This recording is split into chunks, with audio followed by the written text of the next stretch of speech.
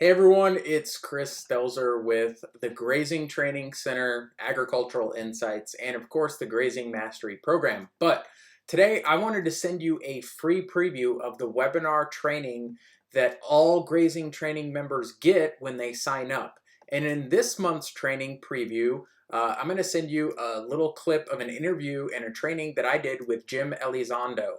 Now, if you don't know Jim, he's probably one of the smartest, most successful, experienced, and honest livestock managers or grazing managers that I've ever come across in my 11 years of doing this. And keep in mind, I've interviewed over 150 farmers and ranchers from around the world. So to say that this training is a must-see is an understatement. You really should watch it. Let me know what you think of the preview, and if you like what you see and you'd like to see the full training with Jim, along with all of our other trainings and interviews that we give you, in addition to the bonuses, once you become a Grazing Training Center member, then you'll have the option to do that after this. So check it out. Let me know what you think in the comments or shoot us an email and let us know. And like I said, if you like it, sign up for the Grazing Training Center for only $1. Okay? All right. Bye.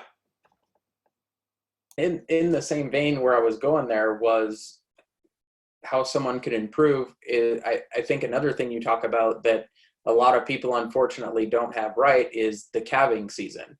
So can you talk about why that's so important and how it relates to weaning and the time that they're calving and that sort of thing? Sure. A pregnant cow that has weaned her calf requires half the nutrients than a cow that is just fresh and is producing milk for her calf. That means we need double the nutrition when our cows have babies than when they don't. So when do we end? And another very important thing, body condition at calving determines reconception. Right. So if you have two cows and one calf's fat and the other calf's thin, the fat cow within limits, not too fat, not obese, will come in heat faster, much faster than the other one. So which season is conducive to best body condition and more forage production, the spring or the fall? Well, yeah, it would be the spring. It will be the spring every time. In other areas, like here in Florida, it will be the summer, June. We have in June, that means our breeding season is from August 20 to October the 3rd. That's 42 days. So if you, it depends on your environment, but always try to have them calve on green grass when there is the most abundant production of the year. Because what comes after the fall? Which season follows? At the winter time. So that's not when you have the most forage. Yeah. But people do fall calving because they have unadapted animals with low fertility that require to jump from one season to the other. Yep. And they make up by lowering the stocking rates to pamper those animals. But as we talked, that's the main determinant of profitability. Yeah. And then they complain that they're not making money and they're feeding hay, a lot of hay, because the cow now needs double the amount of hay than if she was dry and the calf was weaned. Right. Yeah. So, I mean, just if someone was doing, even here, like. Let me put it another way. Okay. The cheapest and fastest way of improving your fertility is to have your cows calve on green grass when there is the most grass of the year. Yeah, absolutely. And people do spring calving here, but that's like February. That's not spring. Yeah, depends on the latitude, but in Katy, Texas, we were calving in March. That was spring. Yeah. But if you go to Montana, you have to go to May. Yeah. Maybe the end of May. So it depends. In Canada, it will be June. Yep. Yeah. So that's something that someone out there listening could do. Just work toward that goal of just changing the calving season and probably get profitability in their business like they've never had before. Yes, that's the first step I would do on any ranch because it's the lowest cost. Now let me say there are Mediterranean climates like California that their rains come in the winter. Yes. So we have a very short time of good grass, and we need the cows to calve in that time. So it may be late winter, but over there, it doesn't get as cold because of the Japan current coming through the Pacific Ocean. So Right. you can do it there. The same in Victoria, Canada. So Right. we need to be aware that there are exceptions. Of course, yeah, based upon your environment. Yes. Yeah. Okay, well let's talk non-selective grazing, because I think there's a lot of confusion out there, and I was even confused about this myself before I came across your teachings and got to hang out with you for a while on various occasions.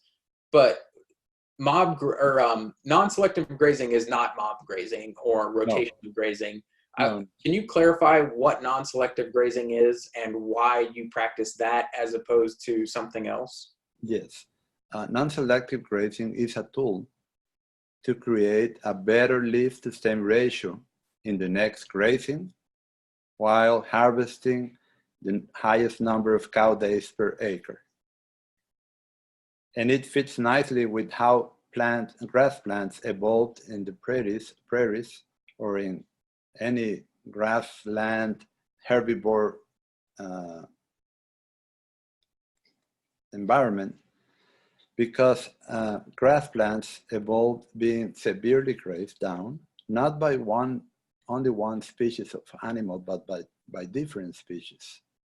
Like if you go to well, here in the United States, it was bison, there was elk, deer, pronghorn, and bighorn sheep, and white-tailed deer.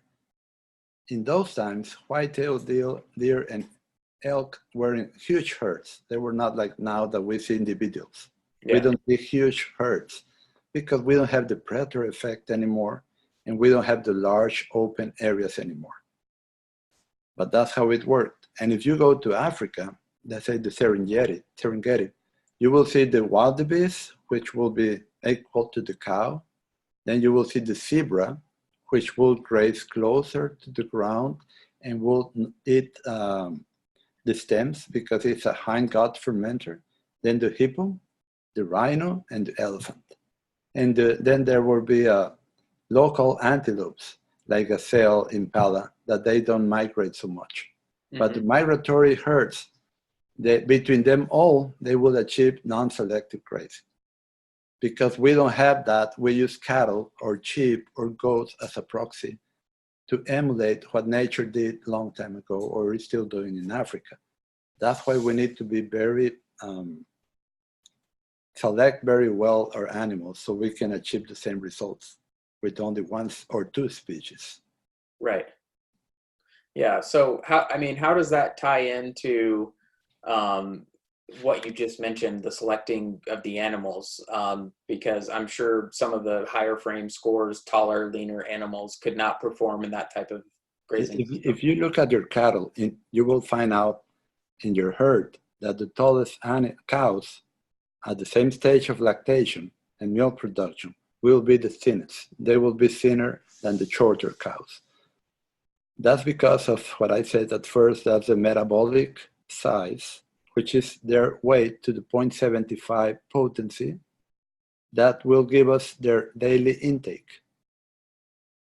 Because they are bigger and they eat less relative to their size, that means per 100 weight, they have less energy left over after meeting their maintenance needs to put on weight. And putting on weight and maintaining good body condition is essential for profitability and production. So the easiest way to show this is to have people come here to the farm and look, see it, because then they can see it, feel it, hear it, and practice it. So right. now I started to do courses here the third week end of each month, because seeing is believing. Right. Yeah. You can see the fat cows, with calves, already pregnant, doing non-selective grazing on low quality stockpile bahia, which is 4% protein. And we only feed them 2 kilograms of alfalfa hay per cow per day. That saves us up to $200 per cow per year compared to feeding hay. Right. Hey, it's Chris again. I hope you enjoyed that training that I did with Jim Elizondo. And remember, these are the types of trainings that you get every single month when you're a member of the Grazing Training Center. So not only do you get access to these live webinar trainings and their recordings that I do with experts in the field of grazing management, you also get 4 emails sent to your email inbox through our membership portal every single month. So what I'd like you to do right now is click on the link below this video or somewhere on the page. There'll be a button or a link to let you know. And you can sign up for the Grazing Training Center for just $1 for 7 days. That way you can go through the webinar recording archive. You can get your interviews for the month. You can download all the bonuses that I promise you on that page. And if you like it, you can continue. If not, just let us know and we'll take care of you. We'll cancel your membership. But it's so valuable. The Grazing Training Center is so valuable that I think you're going to be a member for life. So put down $1. That's all you have to risk. Check it out. See if it's for you. Watch all the trainings. Listen to all the trainings we have in there. Download your bonuses, and I'll be sure that you'll stick around. So do yourself, your farm, your ranch, your family a favor. Click on that link and sign up for the Grazing Training Center today. And I'll see you on the other side. All right? Bye.